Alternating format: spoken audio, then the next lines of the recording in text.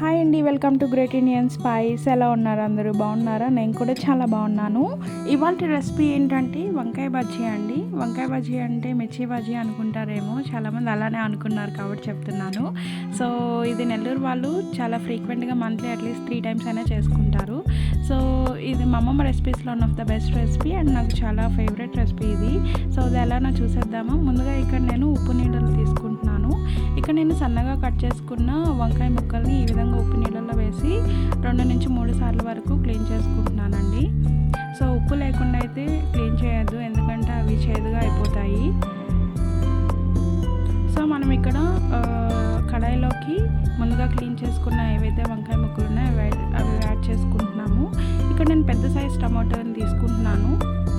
చిన్నవైతే 2, పెద్ద సైజ్ అయితే 1 సరిపోతుంది. ఈ విధంగా మీడియం సైజులో కట్ చేసుకొని వేసుకోవాలి. పచ్చిమిర్చిని కూడా ఈ విధంగా సన్నగా స్లైసెస్గా కట్ చేసుకోవాలి. ఇక్కడ నేను ముక్కలు మునిగేంత వరకు వాటర్ వేసుకుంటే చాలు, మరీ ఎక్కువ వేసుకోవద్దు. ఇక్కడ నేను 2 చెంచాలు పసుపు వేసుకుంటున్నాను. రుచికి తగినట్టు సాల్ట్ వేసుకుంటున్నానండి. నేను ఫ్లేమ్ని మీడియం ఫ్లేమ్లో పెట్టి మూత పెట్టి 25 minutes వరకు ఉడకబెట్టుకున్నాను. నాకు ఇదంతా ఉడకడానికి 25 minutes టైం పట్టింది. సో నేను ఇక్కడ చింతపండుని చిన్న ఉసిరికాయ సైజ్ అంత చింతపండు వేసుకుంటున్నాను. దీనికి మెయిన్ ఇంపార్టెంట్ పుల్లటి మామిడికాయ అండి, పచ్చి మామిడికాయ. ఇది లేకుండా ఈ రెసిపీని అయితే అసలు చేయకండి, ఎందుకంటే ఆ టేస్ట్ అసలుకి రాదు. సో పుల్లగా అయితే ఉండదు, మీరేం వరి అవ్వద్దు. సో అది మనం దించిపోయి 10 minutes ముందు వేసుకుంటే సరిపోతుంది మామిడికాయని.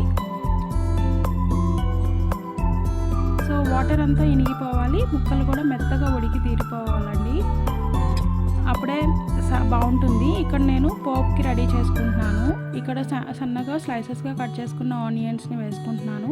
1 టేబుల్ స్పూన్ ఆవాలు, 1 టేబుల్ స్పూన్ జీలకర్ర వేసుకుంటున్నాను, 1 టేబుల్ స్పూన్ మినపప్పు, 1 టేబుల్ స్పూన్ పచ్చెనగపప్పు వేసుకుంటున్నాను.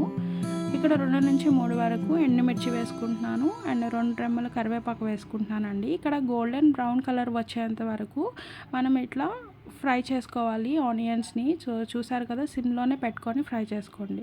సో మనం ముందుగా ఉడికించి పెట్టుకున్న ముక్కలు ఏవైతే ఉన్నాయో ఆ విధంగా పప్పు గుత్తితో మనం స్మాష్ చేసుకోవాలండి.